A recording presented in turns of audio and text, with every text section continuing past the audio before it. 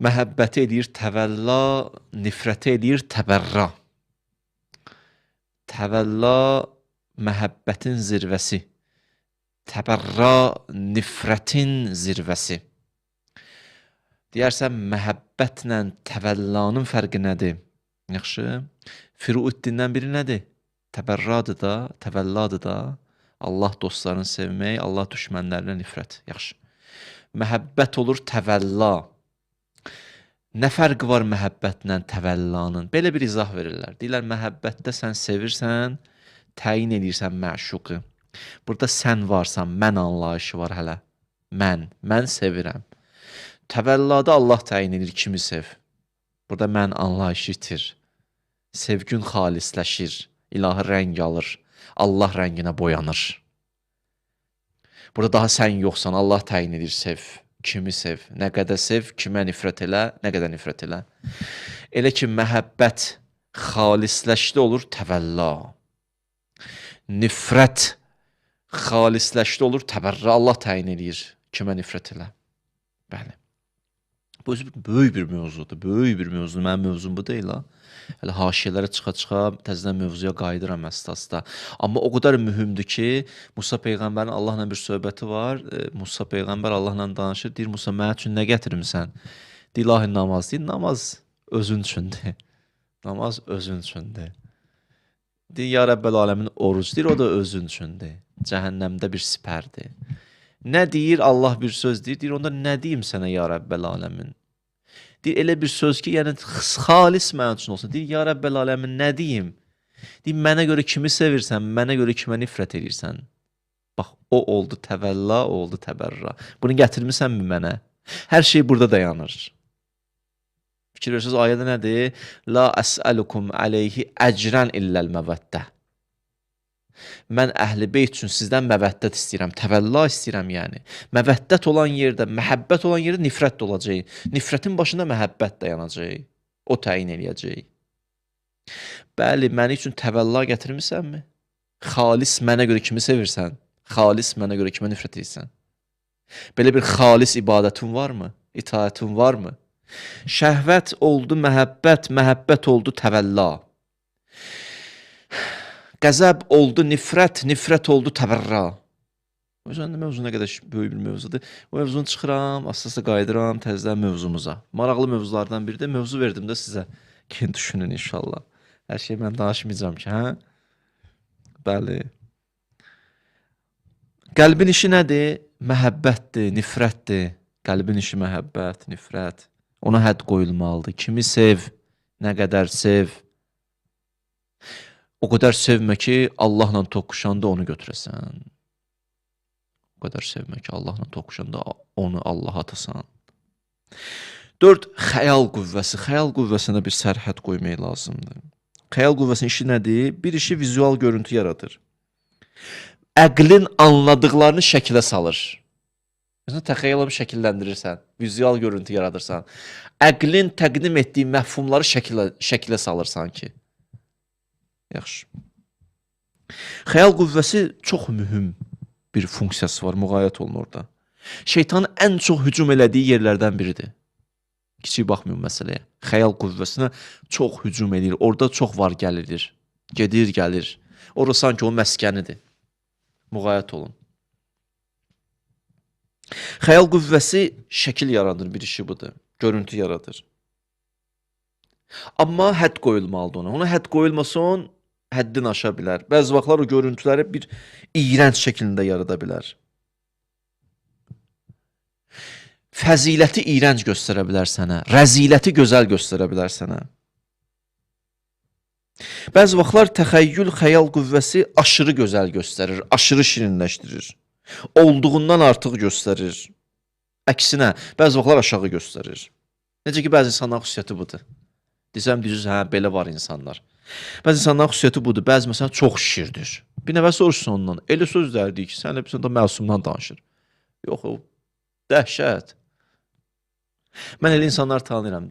Məsələn, o bir nəfərdən bir söz deyəndə, ya bir mövzu ilə bağlı bir söz deyəndə, deyirəm, nədir dediyi filan. Deyirəm, 3-4 pillə düşürdü aşağı. Yəni o deyil. 3-4 pillə düşür, ondan sonra qərarımı götür. Bu çox qoyur üstünə həmişə. Bu hesab kitabını tutmuşam artıq. Çox şükürdür də. Olduğundan artıq da. Budur da, bundan artıq. Yadıma düşdü, universitet tələbələrimizlə, yoldaşlarımızla birlikdə bir dəfə bir restoranda oturmuşduq. Yemək gəldi süfrəyə. İndi ofisiant bir qatıq da gətirdi, qoydu. Başladı bu qatığı o qədər tərifləməyə. Bu başqa bir aləmdir. Siz bilmərsiniz. Bu dəhşət bir şeydir. Siz belə bir şey yeməmisiniz. O qədər dedi, axırda oradan bir uşaqlardan biri qayıtdı. Qardaş, bu qatıqdır da. Sonunda bu qatıqdır da. Bu nədir axı bunun sonu? Yəni biraz indi dadı fərqi ola bilər da. Bundan o tərəfə nədir axı bu? Bəzi insanlar bəzi mövzuları çox şişirdirlər. Olduğundan artıq. Yaxşı. Bəzi insanlar bir mövzunu çox düşürdürlər. Xəyal qüvvəsini canlandırmaq istəyirəm, amma insan simasında. Bəzi mövzular çox düşürdürlər, çox. Dəyər verə bilmirlər də, dəyər vermək elə bil bunlarda yoxdur. O hiss ölüb, dəyər vermək hissi. Belə görürsünüz, nə hədiyyə alırsan, bir dənə baxırım. Hə, çox sağ ol, Allah səndən razı olsun. Orada bir dənə şey tapmalıdır. Nə yaxşılıq eləyirsən, orada bir dənə nəsə tutacaq da. Çox pessimist insandır, yaxud başqa deyim. Dəyər verə bilmir. Ola bilsin həyatında bir boşluq yaşayıb. Dəyər buna verməyiblər deyənə bu dəyər verə bilmir. Müxtəlif səbəbləri araşdırmaq olar da, psixoloji səbəblər ola bilər, köklü səbəblər ola bilər. Əxlaqi yöndən araşdırmaq ola bilər, araşdırmaq olar. Məsələn, içində bir həsəd hissi var, həsəd hissi. Təriflənən insana qarşı həsəd hissi var. Onu tərifləyə bilmir, düşürdür aşağıya. Bax, xəyal qüvvəsi də belədir. Bəzi vaxtlar şişirdir, bəzi vaxtlar düşürdür. Bunun hədd qoymaq lazımdır buna. Bunu ədəbləndirmək lazımdır. Olduğu kimi mənə göstər. Sən səhv göstərərsən, səhv məlumatla mən səhv addımlar ataram. Elə bil məlumatla əməl arasında bir körpü rolunu oynayır da, o sənə təqdim edir. O sənə təqdim edir. Bəzi vaxtlar görsən bir nəfər haqqında elə bir pis fikir formalaşdırırlar ki, razısınız? O yazığı gözdən salırlar. Xəyal qüvvəsinin işi budur. Fikir formalaşdırır. Çünki görüntünü o yaradır. Görüntünü o yaradır. Ona görə müğayət olmaq lazımdır. Ona həddini bildirmək lazımdır. Xəyal qüvvəsini ədəbləndirmək lazımdır. Çünki bu xəyal qüvvəsi insan həyatında mühüm təsirlərə malikdir. Və özəl cəhətləri var xəyal qüvvəsinin. Çox sürətlidir. İnsanın fiziki sürətindən daha çoxdur onun sürəti. Fiziki sürətdən daha çoxdur. Məsələn, mən indi xütbə qutaracaq, buradan getməliyəm filan yerə. Bu zaman istəyir. Amma xəyal aləmində artıq gedə bilərəm. Getdim ora, çatdım ora. Nə danışacağım fikirləşdim. İndi buradan sonra bir yerdə çıxış eləməliyəm. Gedəcəm bir yerdə çıxış eləməyə. Artıq getdim ora, çatdım ora. Mövzu, nə danışacağam. Sürətlidir də. Xəyal qüvvəsi çox sürətlidir. Fiziki qüvvənin sürətindən, insanın fiziki sürətindən daha sürətlidir. Daha artıqdır. Bir anda canlandıra bilir, bir anda. Razısınız? Və xəyal qüvvəsinin əgər siz məşğul eləməsiniz, o sizi puç xəyallarına məşğul edəcək. Siz onu məşğul edin. Bir dənə fikirləşin, hərdən adam bir dəqiqə sakit dayana bilmir. Deyirsən, hərdən heç nə fikirləşmir, bir dəqiqə dayanım. Gör, dayana bilsən. Bir dəqiqə heç nə fikirləşmir. Görürsən, necə gəlir. Hər an nəsə bir istehsal eləyir də. Elə şəkil yaradır. İşi budur da. Bu xəllaqdır sanki. Xəlq eləmək bunun işidir. Elə xəlq eləyir də. Allahın izni ilə. Aha, fikir başa düşürsünüz də mövzu nə qədər ciddidir. Bu biraz boş buraxın, aləm vurar bir-birinə. Bir anda görsən buradasan, bir anda buradadır. O aləmi gedir, bu aləmi. O hiperaktiv uşaqlar olur, biraz çox aktiv uşaqlar. Görsən bir anda divanın başına çıxıb, servantın başına. Analar indi başa düşər məni. Baxırsan, Allah, televizorun başına çıxır. Biraz gözü yumursan, artıq pəncərədən bir saniyədə gecikdirin, atır özünü. Bu, belə bir uşağa bənzəyir, o hiperaktiv uşaqlara bənzəyir xəyal qüvvə. Bir anda o yana qaçar, bir anda bu yana qaçar, bir anda oradadır. İnsanın həyatını belə bir təlatüm yaradır. Və müasir həyat da buna sanki belə deyək də güc verir. Məsələn, Instagram, o TikTok baxırsan, o qədər bir anda fərqli mövzular təqdim edir sənə ki, bir dənə belə edirsən, bir mövzu çıxdı, ikinci mövzu, üçüncü mövzu, bir anlıq sənin o görsən pozitiv duyğular oyanır, sonra emosional duyğular görsən, aləmdir, ağlayırsan, bir də gülürsən. Elə bir kömək eləyir də, bu asir dünyamız da elə bir vəziyyətə gəlib çatıb ki, o xəyal qüvvəsinə çox kömək eləyir. Əl-ələ veriblər, öz həyatdan yaşayırlar. Neynəmək lazımdır, bax, neynəmək lazımdır bu xəyal qüvvəsinə? İstiqamət vermək lazımdır. İpini ağlın əlinə vermək lazımdır. Yaxşı, deyərsən ki, qardaş, belə rahat danışırsan, ipini verək ağlın əlinə. Necə? Yoldur bizə. Yolu budur, proqram tərtib edin həyatınızda, valla. Proqram tərtib eləsəz, xəyal qüvvəsini biraz cilovlaya biləcəksiniz. Bir hissəsini elə cilovlayacaqsınız. Proqramınız olsa, xəyal qüvvəsi zehni ora qarışır. İş verirsən də onu elə bil. Yaxşı. Onun başı qarışır daha o sahədə iş görməyə. Elə bir pərakəndəlikdən çıxardırsan, gətirirsən bunu bir istiqamətə. O evdə uşaq nadic olanda gətirib idmana qoymurlar, başı qarışır idmana. Bu da belədir. Buna bir proqram verirsən, başı qarışır o proqrama. Yoxsa bu xəyal qüvvəsini sən yığıb yığışdıra bilməyəcəksən. Buna hədd qoya bilməyəcəksən. Buna ədəbləndirə bilməyəcəksən. Proqram tərtib edin, proqram. Həyatınızın proqramı olsun. Mənim sizə tövsiyəm. Ki, başı qarışsın ona. Əməli bir proqramda deyiblər, Ayətullah Behçətdən oxudum, elə bugün mütaliəmdə çıxdı qabama. Ayətullah Behçət deyirdi ki, xəyal qüvvəsini ram eləmək üçün bir yol deyimsə, deyirdi, günah eləməyin. Günah eləməyin. Nə mənada günah eləməyin? İnsan ki, bir günah elədi, təxəyyül, xəyal aləmi qalır, ilişib qalır orada. Elə o günahı görsən, gətirir gözünün qabağına, canlandırır.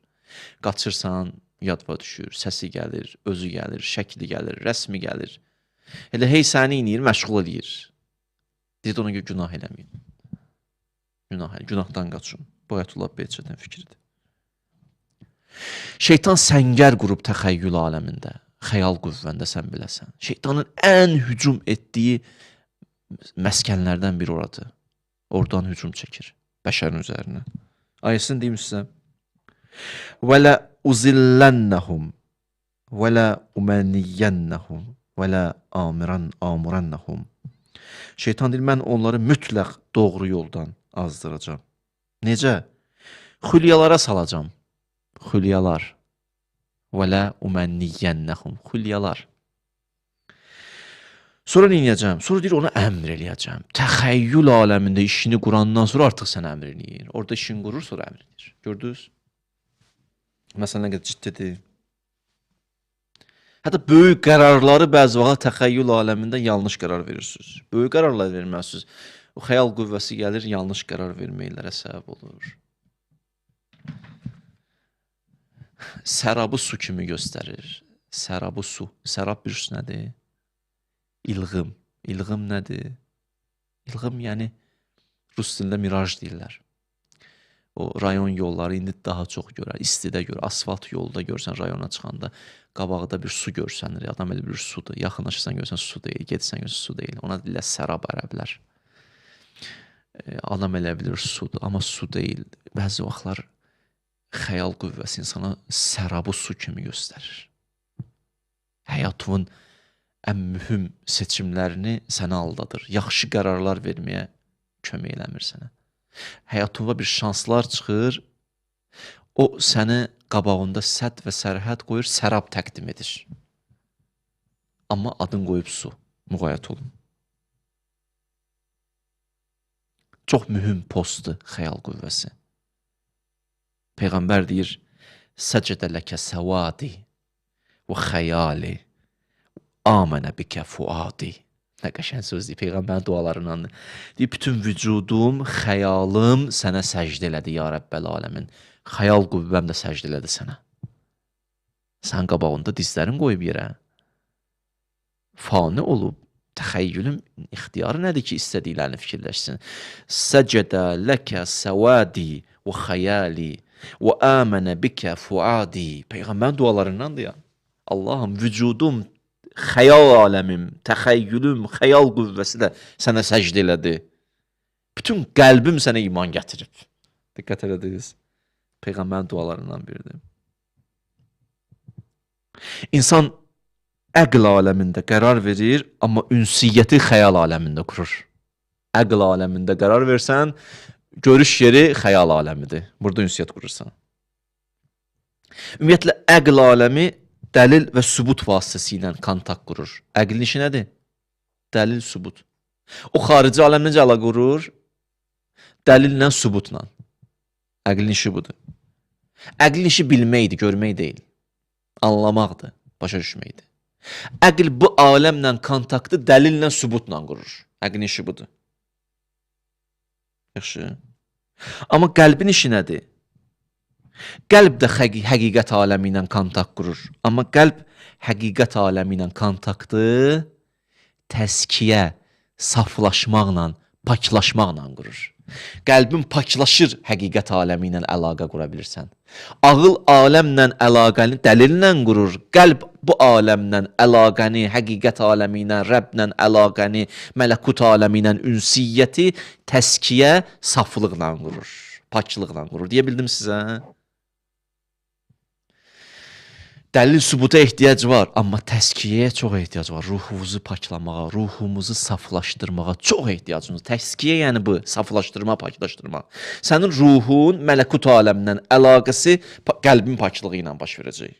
Yaxşı? İndi ayə deyim. Yaxşı. Düzdür, mənim adətimdir ki, çox çalışıram, ayə ilə danışım. Allah bunu elə axıra qədər nəsib eləsin. Siz də mənə dua eləyin. Peyğəmbər işlərindən biri nədir? Yuallimuhumul kitab vəl hikmə yüzəkkihim. Peyğəmbərin bir işi təlim idi. Hikmət, dəlil, sübut, kitab. İkinci şey nədir? Yüzəkkihim, təskiyə, saflıq. Peyğəmbər həm əqillərlə iş görür, həm qəlblərlə iş görür. Əqillərə dəlil, sübut təqdim edir, qəlblərə nə təqdim edir? Təskiyə, saflıq. Və bunun ikisini vasitəsilə neyinir? İnsanın əqli kontakt qurur həqiqət aləmi ilə, insanın qəlbi ünsiyyət qurur mələkut aləmi ilə. Bəli. Əqlə ədəb vermək istəyirsinizsə, həddini göstərin. Ona dəlil, sübut təqdim edin. Bəzi mövzulara hədd çəkin, sərhədd çəkin. Bu mövzular haqqında düşünmə, olmaz. Qəlbə necə? Qəlbi də təskiyə edin. Təskiyə ilə söz paklaşdırsınız, qəlb düz ünvana aşiq olacaq. Qəlb bəzi vaxtlar yanlış məşuqlar seçir, çünki çirkli qəlbdir. Günaha o qədər bulaşıb ki, lazım olmayan məşuqlara aşiq olub. Onun batinin görsə, qaçar ondan. Bir nəfər deyirdi, mən deyir, filan günahın batinini mənə deyir, göstərdilər, sanki yuxuda gördüm, duranda iyrənirdim o günahdan. O bir nəfər hadisəsidir. O belə danışırdı.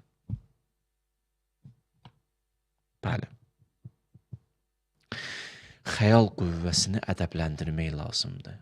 Onun ipini, cilovunu verin əqlin əlinə. Yaxşı? Bunu necə verəcəksiniz? Bir, proqram təqdim edin əqlinizə. Nizam, hədəf. Elə ki, proqramınız, hədəfiniz, nizamınız oldu, xəyal qüvvəsi fokuslanır, mərkəzlənir ora.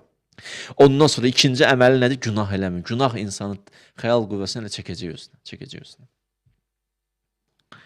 Amma qaldı nəfsini ədəbləndirmək. Nəfsini necə ədəbləndirək? Nəfsi boş-boşuna buraxmayın. Hələ o da xəyal qüvvəsinin tayıdır. Nəfsi boş-boşuna buraxmayın.